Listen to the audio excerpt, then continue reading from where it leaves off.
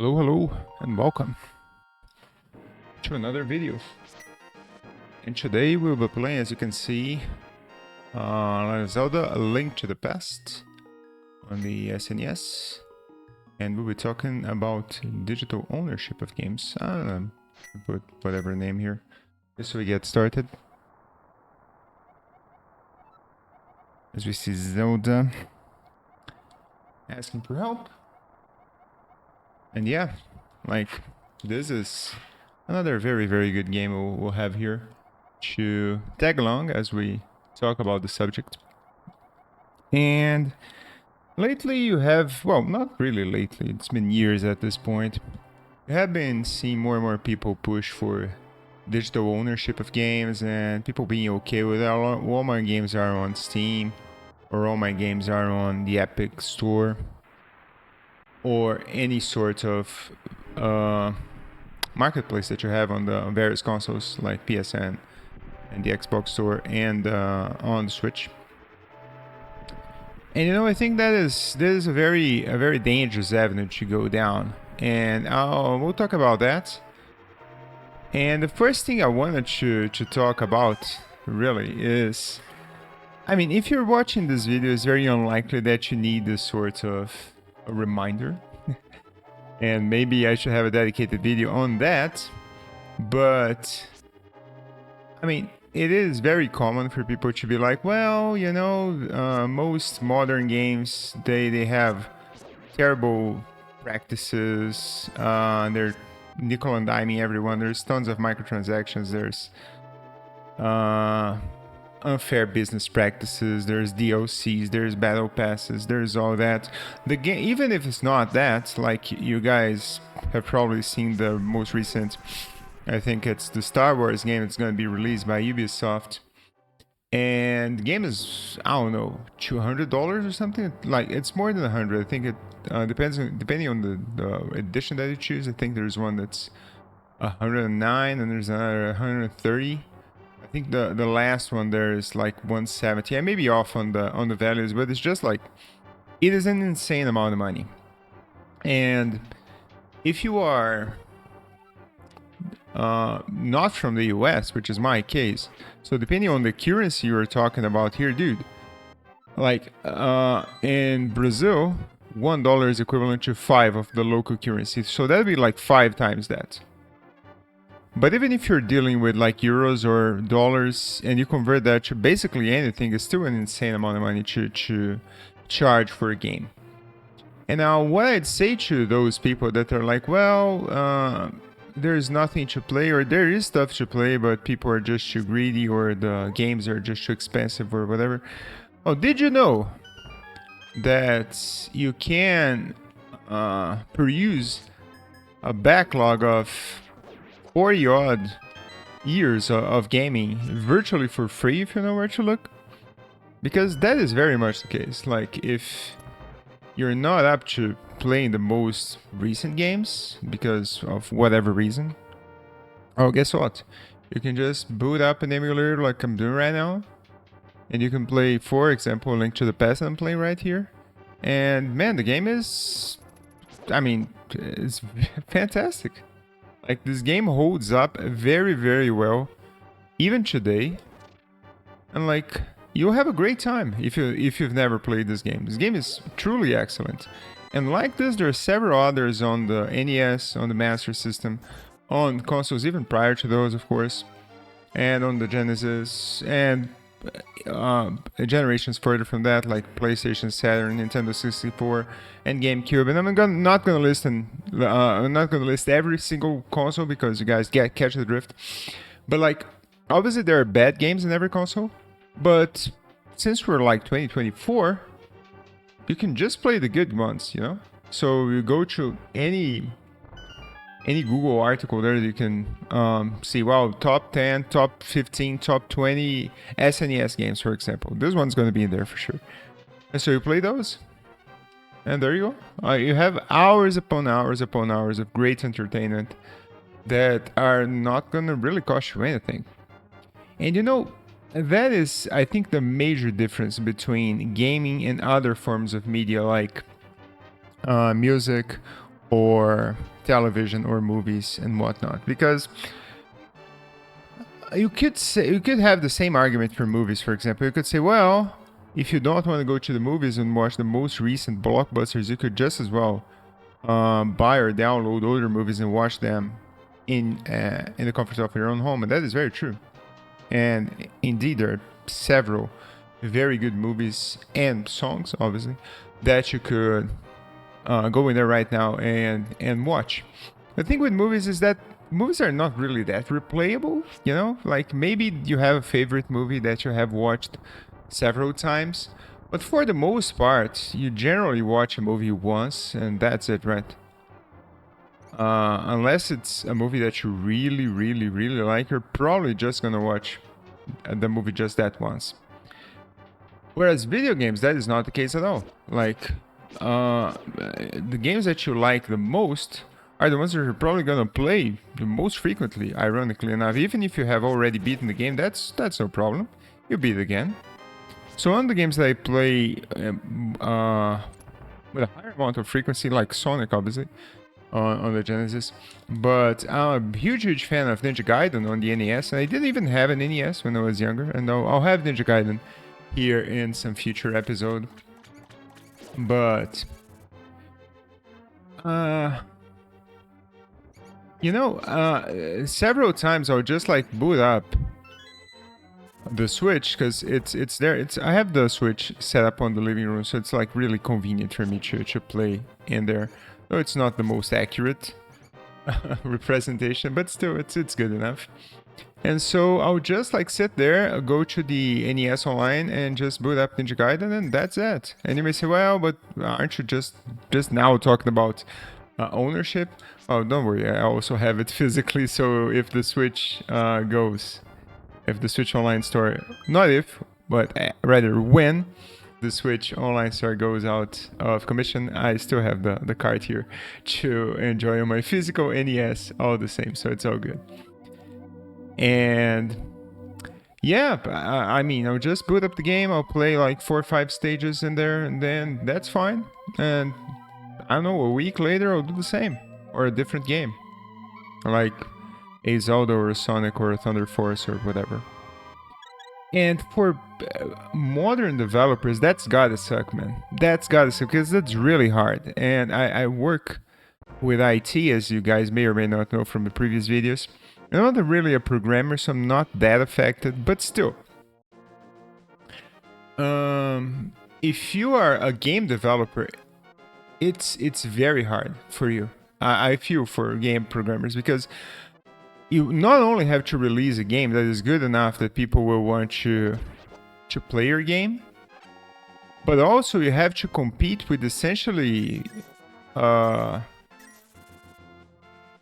years or maybe more. Well, it depends on the kinds of games that you're interested in, right? But still, you have to compete with 40 odd years of gaming backlog. Let me see, 2024, 14, 24, 90, and about 84. Yeah, when the NES was, I think, was 85. So if you consider the NES and up, which I guess is fair, then there you go. You have like 40 years of gaming backlog that you have to compete with the new game that you're launching right now. And that's really difficult, because let's say you want to make a Zelda, a 2D Zelda lookalike, right? Zelda clone, like 3D Game Heroes or whatever. And there are several like these, of course. And you know what's going to happen? Well, if I see your game on whatever storefront, I may find it, like on Steam or on GOG. I personally am not a big fan of Epic, but there as well. What's gonna happen to me personally, as someone that has played games for a long time, is I'm gonna think, well, great, seems like a cool game, but is it better than A Link to the Past? And that's hard to beat, because not only you have the recognition of A Link to the Past, that is one thing, but I need the boots there. I did used to do a lot of randomizer on this game, so I'm doing the randomizer route, but it's fine. I don't think I have to talk to the killer thing for Sahasra. And so, yeah, like, that's gotta suck, man. And I think this is one of the major reasons that publishers are pushing digital ownership so hard these days. Because if everybody owns their games digitally, well, then you don't have to compete as much with yourself from the past, you know?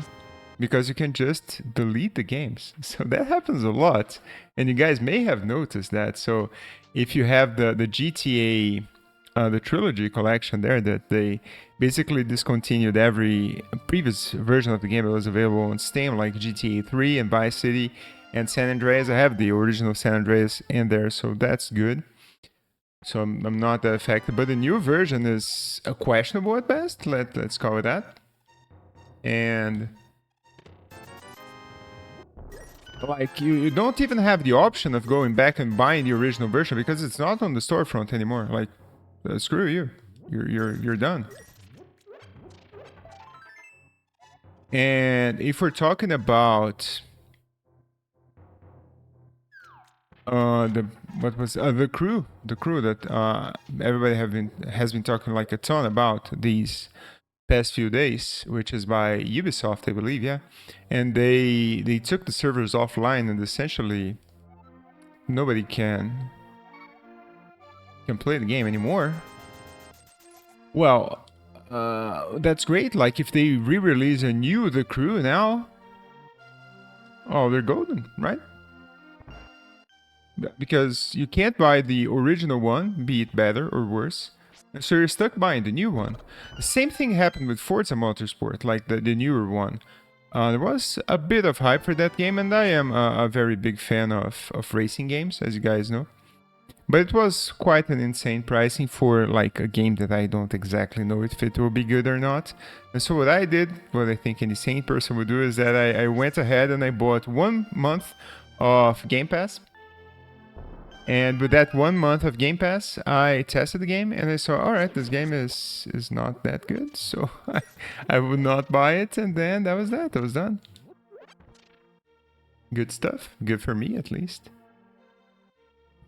And yeah, for the people that bought the game, I mean, sucks to suck, I suppose, but that's the way the cookie crumbles.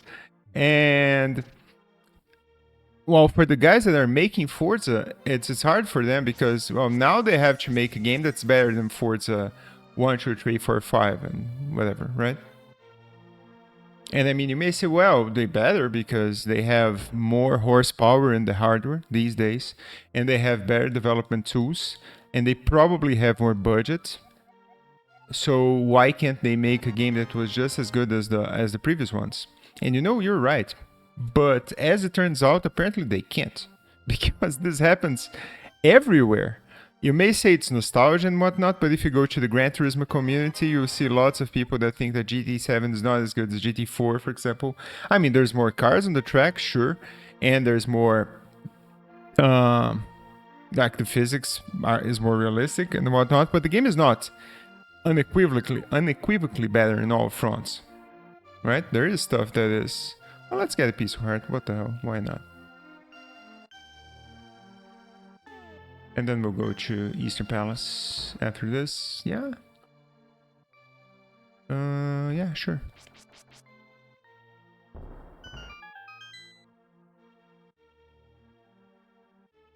And happens time and time again. Like if you go and check up on other gaming communities, you'll see several examples of games that people say, well, the version that came out in 2010 was better, or the version that came out in 2000 whatever was better. And another franchise I'm a big fan of, and I haven't bought a single game since, I don't know, man. I think it was Alpha Sapphire. No, actually I bought the Switch games. I bought Sword and Shield, yeah. So it's Pokemon. And it is quite insane to me why it is so hard for them to make a good game of Pokemon these days. Like, maybe it's because I'm older, maybe it's because it's targeted for children and so I'm not the target audience anymore. I mean, that's possible, sure.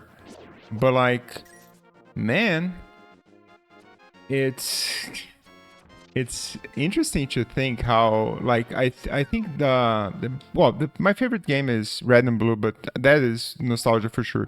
I won't for a second say that is not the case, all right? sure. But like on a technical standpoint, I think the game I like the most is actually Black and White 2. So Black and White 2 is an excellent game, excellent Pokemon game. Sprite work is fantastic. The story is really, really good, and the way the world itself connects and everything is really well thought out. It's a decently challenging game for a Pokemon game. It's not a complete walk in the park. And so, like, why every single Pokemon game I bought after that, like, let me think. X and Y, Jesus Christ, that was a disappointment. But yeah, X and Y, and then there is the... Oh, the Alpha Sapphire remake was alright in my books. And then Let's Go Eevee, Let's Go Pikachu, I can forgive that because it's a Go tie-in. But then Sword and Shield, and that was the last straw for me. And people, from what I heard, seems like Scarlet and Violet is not that great either. And so, like, why can't they simply make a good Pokemon game? And why not? What's so hard? Like, just do what was working previously, man. Like, come on. And so for new developers, it's gotta suck, man, because everything you put out, people are gonna compare with the stuff from the past. And it's hard to compete with that because, as it turns out, the guys that made games in the past, they really knew what they were doing. And so I think that the push for digital, for online, well, for digital ownership of games has a very big component in that, right? Because when you digitally, quote unquote, own a game, you don't actually own the game, right? Everybody understands that. I hope the game is not actually yours and they can just like terminate your access to the game for whatever reason. Is it likely that it happens? I mean, maybe not, but it can, right? And so, I mean, you're in there for the ride.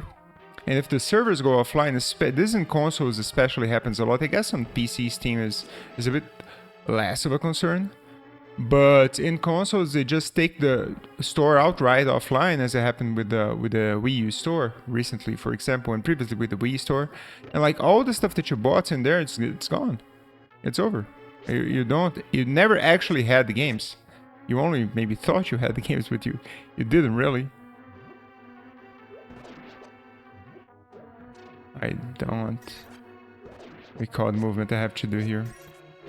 There's a precise movement you can do here to kill the skeletons. It's been a while.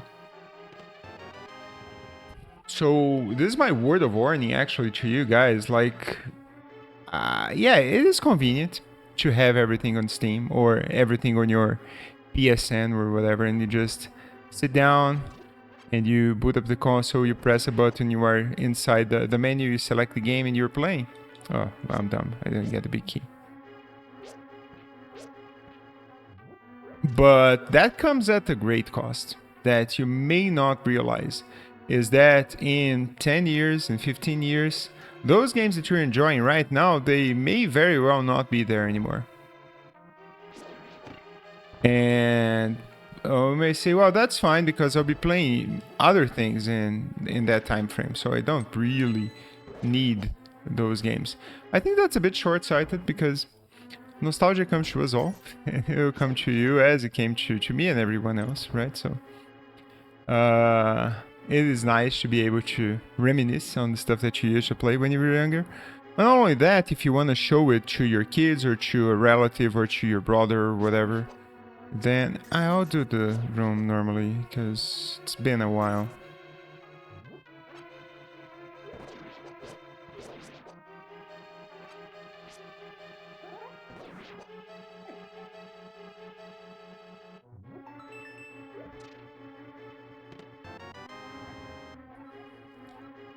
You know, all those games that you may think that you own, you don't actually own them. So do realize that. Now, there's the online components as well, which is like, did I get the net? Yes, I did, okay. So if the servers shut down for an online game, then I think all online games are even more at risk in the sense that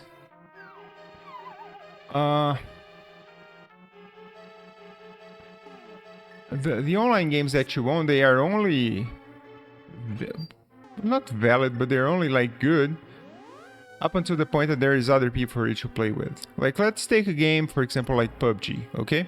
Let's say that you like PUBG, you play it a lot, and you're always playing it there and everything, but let's say that people stop playing PUBG in 5 years or whatever. Well, then, I mean, even though you have the game in your library and everything, it's not really playable anymore because you actually need other people to play the game. So that is one thing. Now, this is not to say only play single player games, because that would be the logical conclusion of this argument, and it's not like that at all. But like, do be cognizant of that, right? If you buy too much into these online only games, especially with microtransactions, buying skins and everything, like, I think that is a huge waste of money in my estimation. When I play Dota, I always played with like the default skins or the stuff that I got from the international bundles. But to be fair, I bought the international stuff mostly because I wanted to help the esports side of things, because I liked watching the tournament. I thought it was something that was well produced and everything. But that was under no illusion that the stuff that I have in there, the skins, are actually worth anything, because they aren't. They aren't. That is just like digital pixels that will go away pretty soon. And so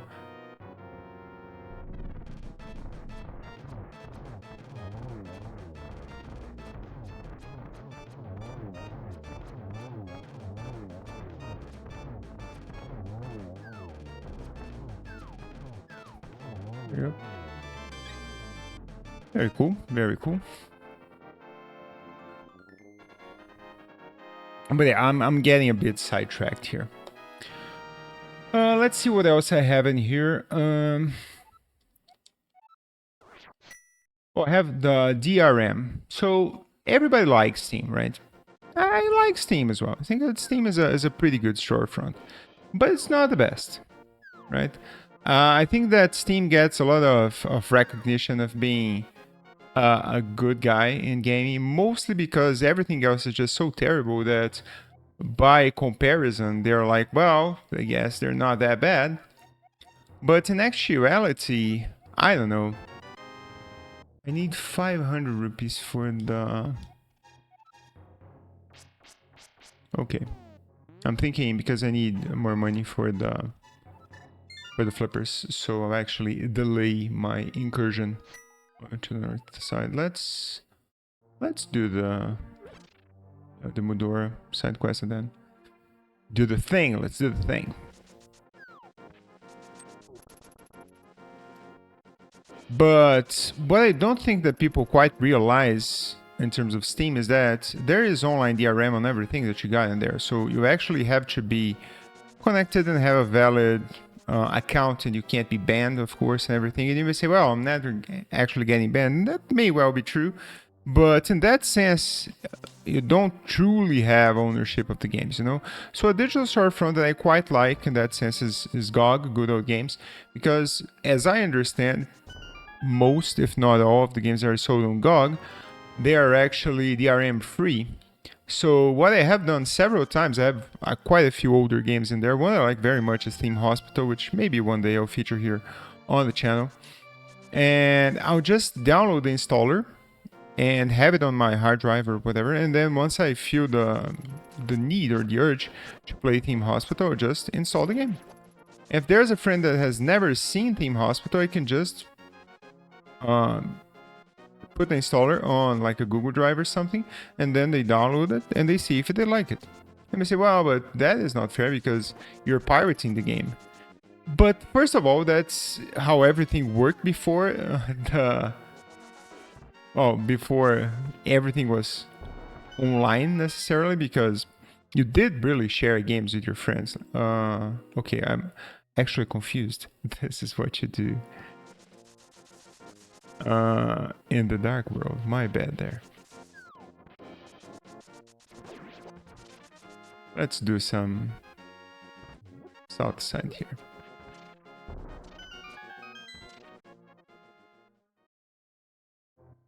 So you would very frequently share your share games with friends and everything, right? And that would be the normal thing to do. I used a bunch of like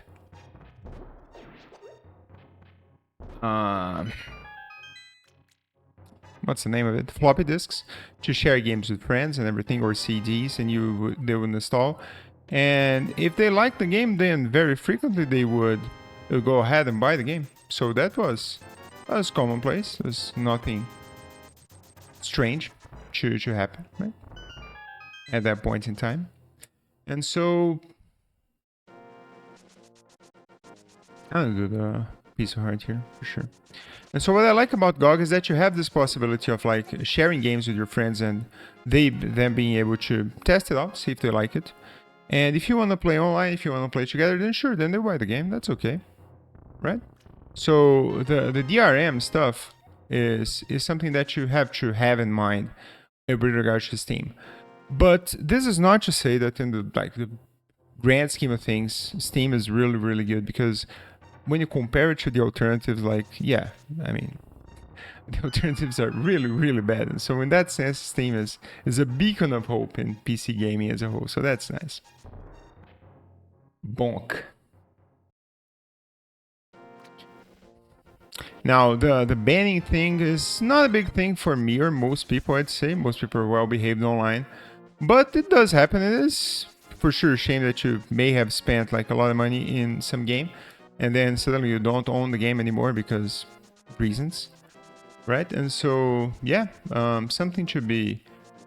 Oh, one more thing to be concerned with regards to digital ownership and physical ownership, because if you actually have physical ownership of the games, well, nobody's banning me from booting my Ninja Gaiden cartridge, right?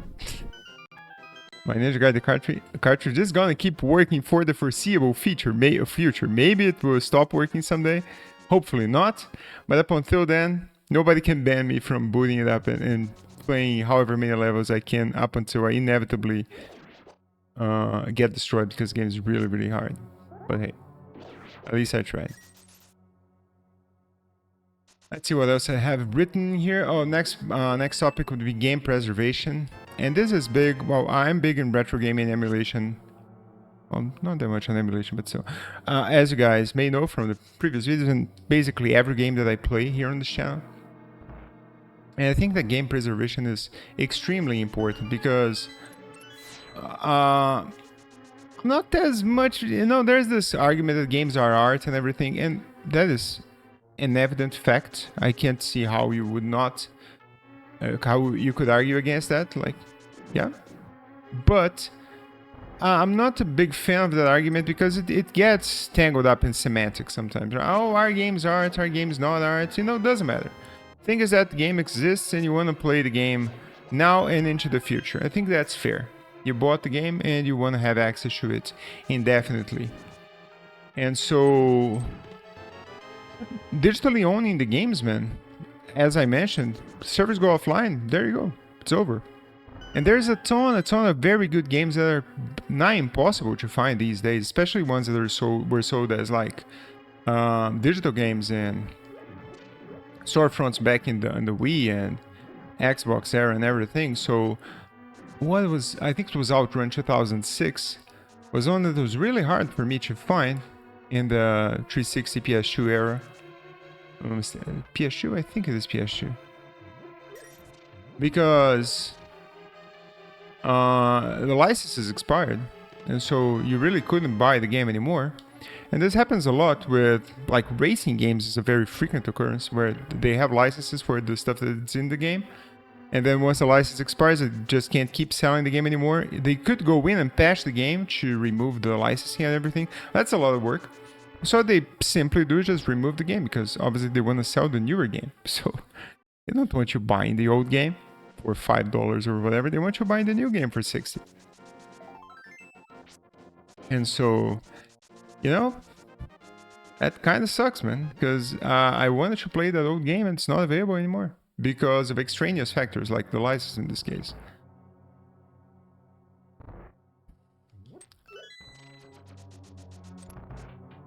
There's also the history of everything, like in terms of keeping a record of of gaming history and everything, like everything that has existed in the past. And so it is a shame that we can't have like, well, it is hard for us to have a museum that catalogs all the past games and everything. And so it is possible, but this is a ton of work. And it is very nice that we have physical ownership of games, at least for the time being, because, well, now you can actually have the freaking games in your hand and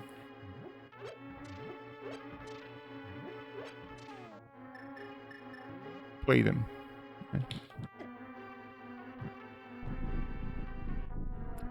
Whatever you want.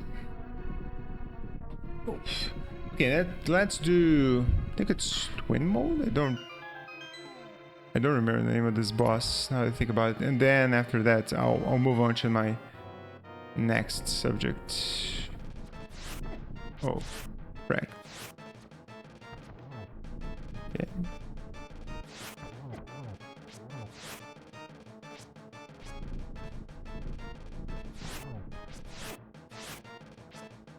I have a fairy, right? Not that I don't need it, hopefully.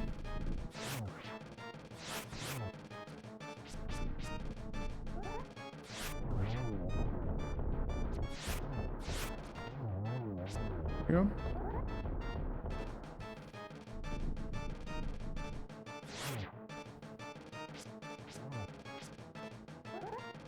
Bum, bum, bum.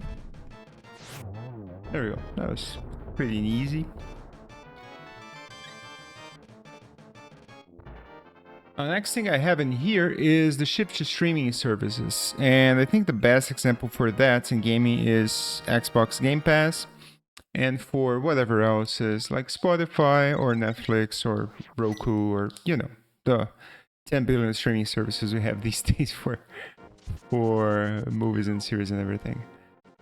And well, the idea behind streaming services is that they want you to continuously pay for access for this stuff, right? So is that you pay maybe a smaller amount for any one individual item, and you have access to all these great things, but the catch is that you have to keep paying for it. And so you may say, well, that's truly great, because what I can do then is just let's buy the flippers now, I think. Yeah, let's buy the flippers, why not? And then I can get the magic powder as well. And then we'll go for Hera.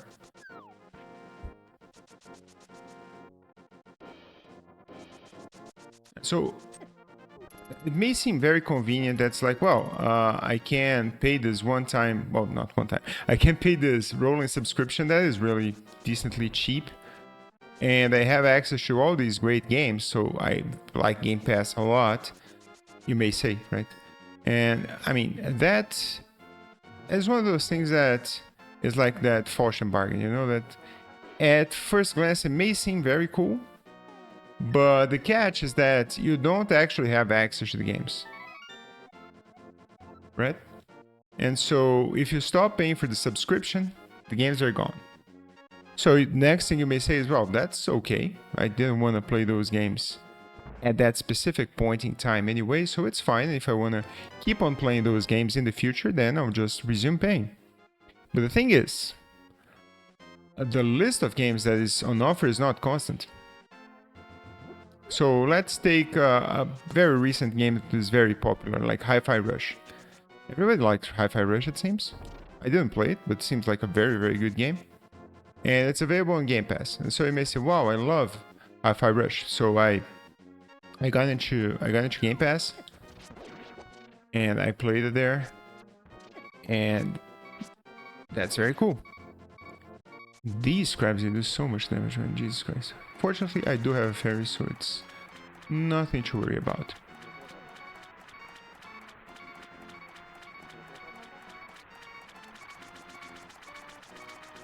But the thing is, if you want to replay Hi-Fi Rush 1 year from now, it may still be there, so it's okay.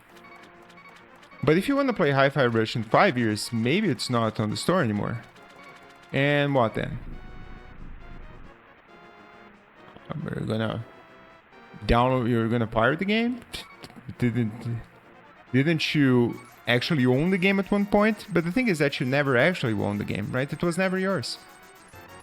So you had access to the game for a limited amount of time, and once you stopped paying, it was gone. And it is valid for every single game that you theoretically own, but not really, in Game Pass or in the PSN Plus or whatever, the service that PlayStation has. And I find that very, very disheartening, man, because I don't know about you guys, but I do a lot of game replaying. A lot. And this channel is a testament to that. And basically, the only thing I'm doing here, well, not the only thing, but one of the major reasons I started doing these videos was for me to have an excuse to play the games that I wanted to play, Sometimes I continue these playthroughs. I have no idea here. Sure, let's see what happens. Nothing happens here. Yeah. Okay. There's the potion thing in the... I think I have to throw an empty bottle and then she'll give me a potion. I think that's it, but... it's okay. Let's get the ice rod. I could go to the hobo as well, right? I think he has a bottle. That'd be cool. Am I dead? Wow, I'm not dead yet.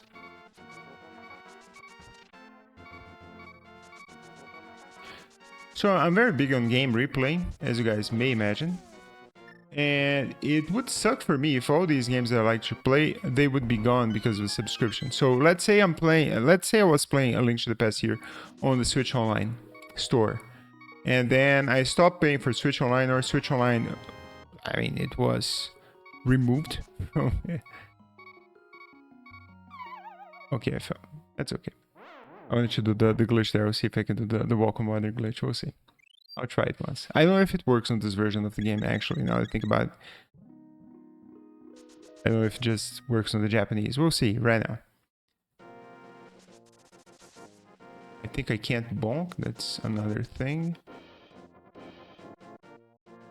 Okay. Now I jump. And it works. Nice. Very cool. So now I can save a ton of time by not having to actually swim to the hobo. Pretty cool, huh? There's some speedrunning strats for you.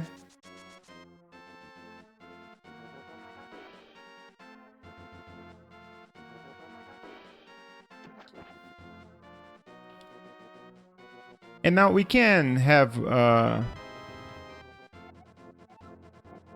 a different argument now. Because A Link to the Past is perhaps not the best argument, because you can always say, well, that's okay because that's a small ROM. It's always going to be available somewhere. You'll be able to play on the browser, or you'll be able to download it or whatever. And so you're blowing things out of proportion, man. It's not like that at all. I mean, sure, let's entertain that idea. Now, let's stay in the Zelda franchise and let's talk about Breath of the Wild now. Breath of the Wild is a game that I own physically. I have the cartridge for it. And fortunately, for the most part, Nintendo still is good enough that they ship the actual game in the cart. They don't ship like a dummy that you have to download a massive day one patch for everything to work. So that's some good thing that I can say about Nintendo still. So that's nice. But that's not always the case, as you guys very well know. But let's say that instead of buying the physical cart, I had bought Breath of the Wild as a digital download on the Switch Online store. Great. So I have it on my Switch, but that's not to mention the amount of space that I would need to have available for the game and everything, and I need to buy an SD card anyways. But anyway, okay, I have the game digitally. And sometime in the future, my Switch stops working, right? So what can I do? I can buy a new Switch, sure. And then I can go into the store and re-download my Breath of the Wild copy. Okay. Let's say this happens farther into the future. And now I have to buy a used Switch because there are no newer ones easily and readily available. Or There we go. We have the magic mirror now, guys. I didn't want to answer here, but that's okay.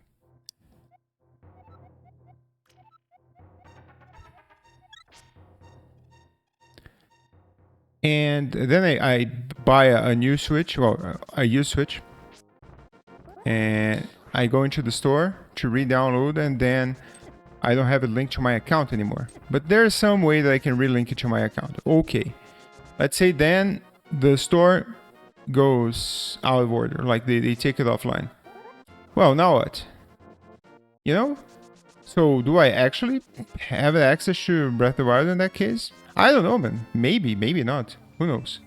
No, if I actually have the physical cartridge in my hand here, well then I can just buy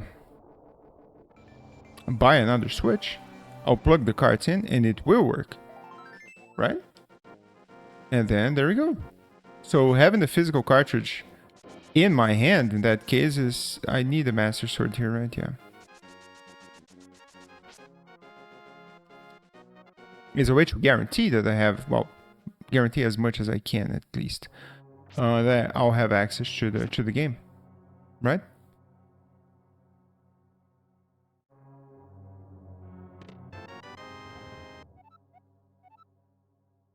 Now, another thing that is a big one for why everybody has been pushing, well, publishers have been pushing. I will need the lamp, so I'll select the lamp before I do something that has happened quite a few times in here, which is me actually resetting the dungeon. Though, actually, I will need to reset the dungeon shortly, so we'll do that.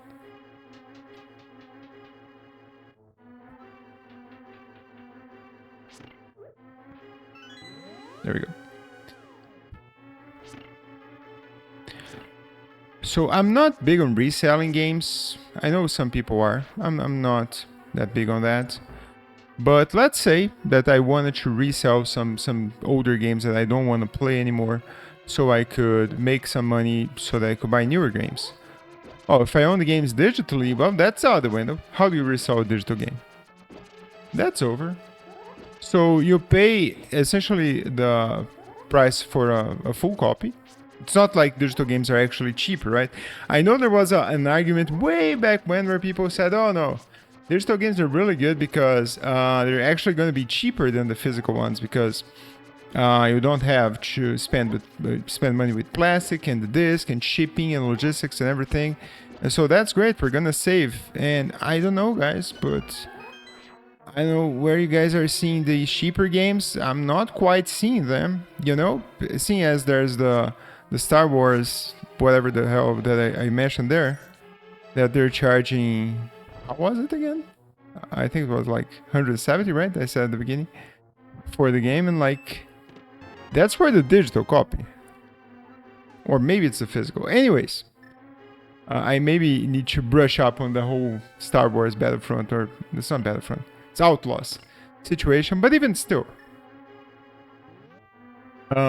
I can give other examples of Diablo is a very easy example to give actually of games that are digital and you're paying the price of essentially a physical copy and not actually having any benefit.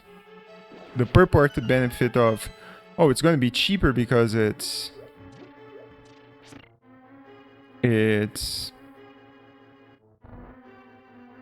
online, so they don't have the costs, the physical costs. That doesn't seem to be a fact, right? Doesn't seem to be true at all for the most part.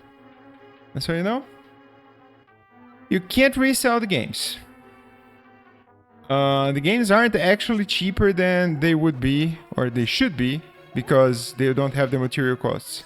So, I mean, I may be missing something here, but like, I guess we're getting kind of screwed here, guys. You know?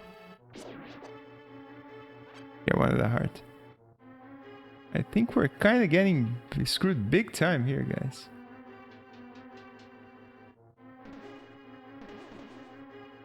Wait, I have to step on this star here. And now I am in a very difficult situation. Okay, we're good.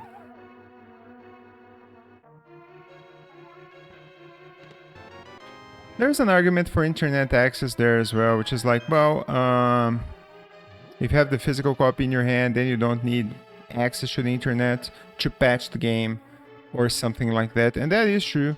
Though I will not say truthfully that that argument has terrible value, because, I mean, it is true that internet access is pretty widespread these days, and so this guy is doing 2 hearts of damage. Is this real right now? Okay. Okay, I kinda wanted to get your Moldorm at full health if possible. There we go. It's not full health, but it's decent. And so I will not make the internet argument in earnest, because I think it's a pretty weak argument. So that would detract from my message a little bit. Let me focus here, because this fight is pretty notorious for being kind of BS.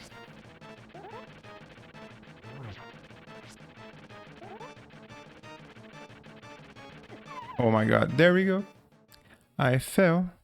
At least it takes away very little health for every attempt you have in there, so eventually, through persistence, you can win the fight.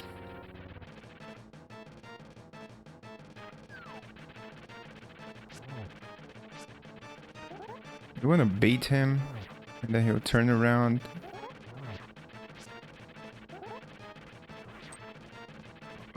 Okay. I usually like doing this with the hammer on the randomizer. For some reason, I really like doing this fight with the hammer. It may seem harder, but I don't know. I just found it easier. Oh, he's fast now, right? Yeah. Yes. Oh my god. All right, let's try again.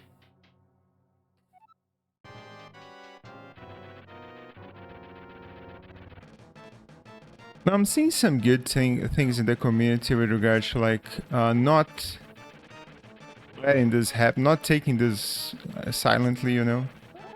So like there's the whole Ubisoft situation that people I think they're trying to get a lawsuit going there against Ubisoft in France, which I think is a very good thing, because otherwise they're just gonna be essentially free to screw us over, you know, like take access to the game and just, you know, well, sucks to suck, man. I think this is the last hit. Hopefully, yeah. There we go. Hopefully it works out. Hopefully they have some way of legally forcing Ubisoft to restore access to the crew for the people that have bought it.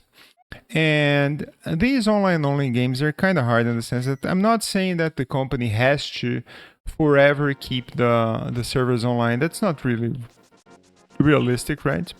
So I do understand there's some nuance on the sense that, well, like, it would be a lot of cost for them to incur to keep the servers online forever. So what I say that would be a nice middle ground is that they should actually provide some way for the users to run their own servers, right? So I'm not saying source code or anything. So if you don't wanna, that's a classic, man. That is a classic one, this room. So if you don't wanna maintain the servers, that's fine, and just ship, just provide the executables or files or whatever, so we can run the server ourselves, and then you're good. That's that. I mean, they won't do that unless they're forced, right? Of course. But I think it's the fairest way to go about it. Is to provide the users with some alternative way to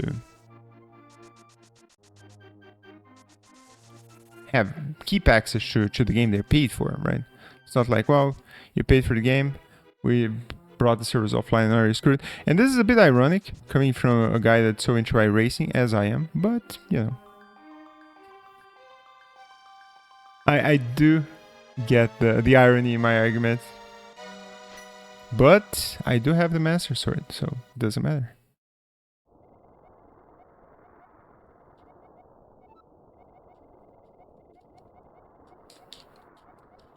And now, what do I think we have to do moving forward? Now, this is one avenue that I think that we as consumers have actually a lot of leverage. This is not always the case, but in this particular case, I think it is.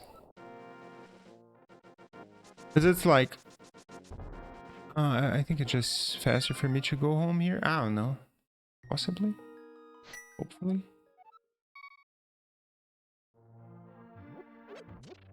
Because, well, this message necessarily has very little reach. So it's not like what I'm saying here is going to be widely adopted by everyone. I do understand that. But it sure would be nice if more and more people would outright refuse to keep buying stuff digitally and prefer buying the physical copies whenever possible. This not only would greatly encourage publishers to keep making physical copies, but secondly,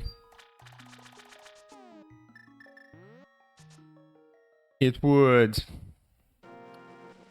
send a message, you know, like in terms of, well, this is what people want, so we'll keep making games and business models that are more in line with physical ownership of games. Is that wishful thinking? Yes. Would that happen? Probably not. But hey, I'm doing my part, you know. I'm doing the whatever little I can to do. So I have my old consoles. I have my actual physical cartridges.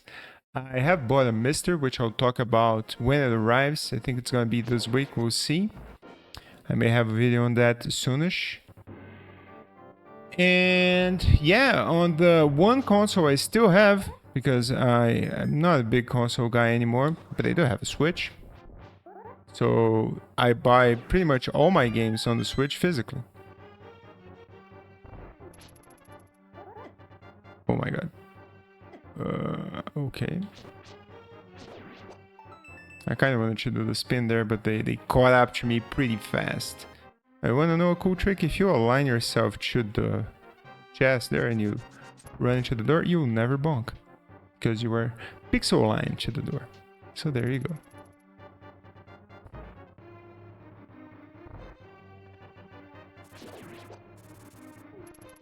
Unfortunately, it's not always possible to buy physical stuff of everything. Like, one game that I have digitally that I have been meaning to rectify is actually Sonic Mania. Because the first time Sonic Mania was released, it was only available digitally. And then, after, I mean, it's hard to be a Sega fan sometimes, man, because they do some stuff, you know? And so they... no,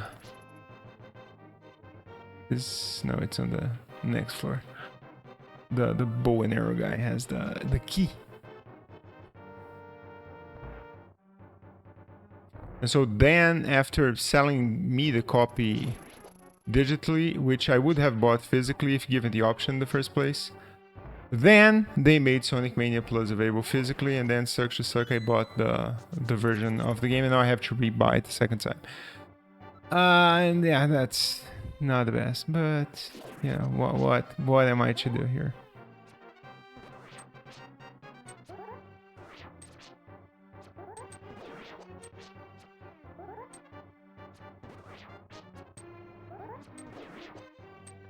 There you go, man. We'll see you.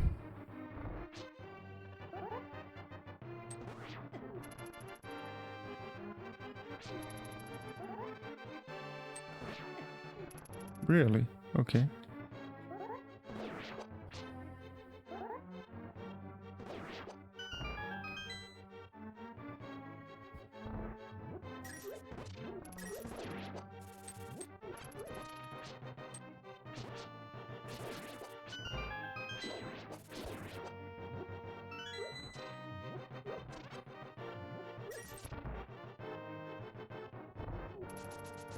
I mean, I guess if more and more people don't buy stuff digitally, I would assume that would become less common, but to be honest with you guys, I don't quite think that's gonna happen. But for as long as they keep releasing physical stuff, I'll keep buying them. And I like stuff like Limited Runs, which does special editions of physical games, and that's a nice option for you to get physical access to games that normally wouldn't have access there, so that is nice. What's not nice is that Aghanim is gonna make Zelda disappear into the Dark World. And that is that. And now he's gone.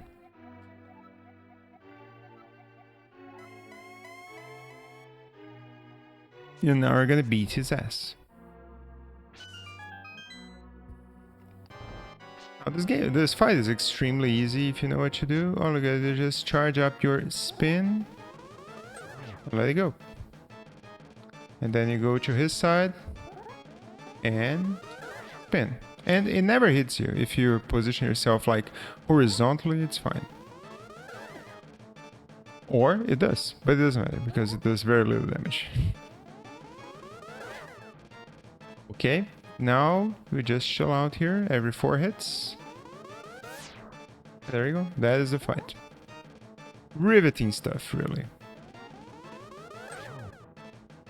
I think it's 6 hits if I'm not mistaken.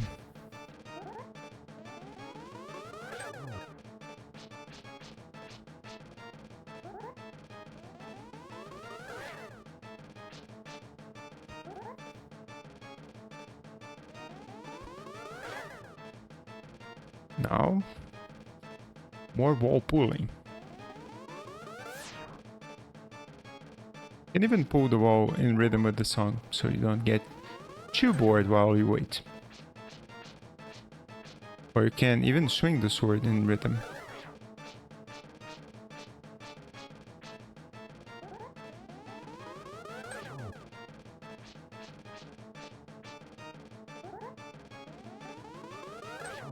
There we go. And that is that, and that is the Dark World, and that is the end of the video actually, because I have gone through all the subjects I had written down at the beginning of the video. And yeah, hopefully you guys like this video.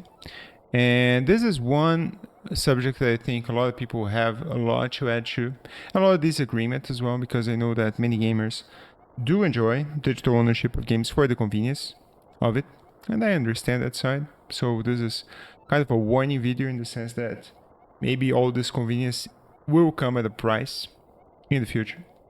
So yeah, I look forward to the comments if you guys have anything else to add. But otherwise, thanks for watching, and we'll just take a quick listen here to the Dark World thing because it's really, really good before we stop. But Sasha really does talk a lot, doesn't he? Okay, let's listen to one loop and then we'll be done with the video. See you guys soon. Bye bye.